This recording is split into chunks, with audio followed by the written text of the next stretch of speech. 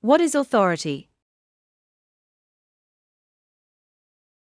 In political parlance, the term authority refers to the exercise of legitimate influence by one social actor over another. Broadly construed, therefore, authority means the power to enforce moral or legal decisions. It is for this reason that persons in authority have the right to demand and instruct subordinates. However, it is important to note that there are many ways in which an individual or entity can influence another to behave differently, and not all of them have equal claim to authority. A classic hypothetical example serves to differentiate the term authority from other forms of influence.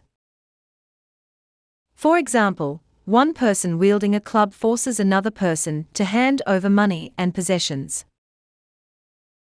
This act might be considered coercive, that is, the exercise of brute power, which in many instances would be criminal. If, however, the person with the club is employed in a position that involves repossessing goods, thus, a person occupying a legitimate role in a society, and menaces the other person in the process of doing so, the act of influence may well be legitimate and constitute the exercise of authority. As we can see, the above example illustrates the basic distinction between authority and coercion by physical force.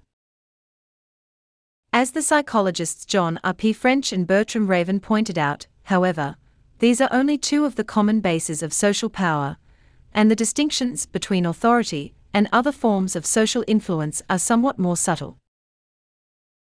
For example, if the person no longer held a club, but instead offered the other person an incentive to hand over all the money, the reward might be seen as a source of power, but probably not authority.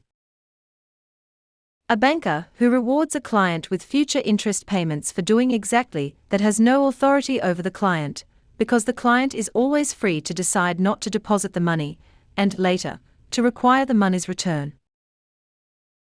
The same might be true of peer pressure, a good argument, or any other form of influence for which one cannot say, Person B has an obligation to obey Person A and hand over all the money.